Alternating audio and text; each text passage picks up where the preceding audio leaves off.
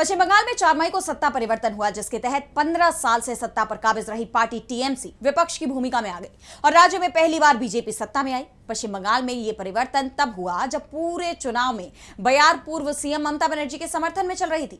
ऐसे में बीजेपी की जीत को हजम कर पाना मुश्किल है। ममता बनर्जी शुरू से ही इसे एसआईआर के जरिए चुनाव चोरी से प्रभावित नतीजे बता रही थी और उन्होंने चुनाव नतीजों को हाईकोर्ट में चुनौती दी है।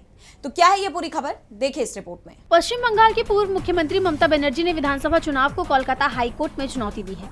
तृणमूल कांग्रेस प्रमुख ममता बनर्जी ने भवानीपुर विधानसभा सीट के चुनाव परिणाम को लेकर कानूनी लड़ाई शुरू कर दी है। 16 जून को वो अचानक कोलकाता हाईकोर्ट पहुंची और चुनाव नतीजों को चुनौती देते हुए याचिका दायर की। इस दौरान उनके साथ टीएमसी के वरिष्ठ नेता और सांसद डेरेक ओब्रायन, डोला सेन और कल्याण बनर्जी भी मौजूद रहे। आपको याद होगा कि भवानीपुर विधानसभा सीट पर ममता बनर्जी और बीजेपी नेता शुवेंदु अधिकारी के बीच सीधा मुकाबला हुआ था और चुनाव नतीजों में शुवेंदु ने 15,104 वोट ज्यादा पाकर ये चुनाव जीता था और ममता बनर्जी को करारी शिकस्त मिली थी।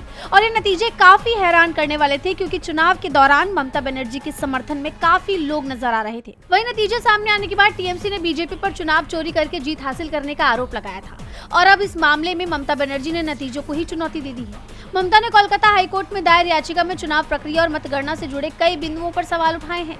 हालांकि याचिका की ज्यादा जानकारी अभी तक सामने नहीं आई, लेकिन ममता के इस फैसले से बीजेपी खेमे में खलबली जरूर मच गई है। वहीं याचिका को लेकर पार्टी का कहना है कि उन्हें चुनाव प्रक्रिया में हुई कथित गड़बड़ियों पर न्यायपालिका से निष्पक्ष सुनवाई की उम्मीद है। ममता बनर्जी के इस कदम से पश्चिम बंगाल की राजनीति में हलचल तेज हो गई है।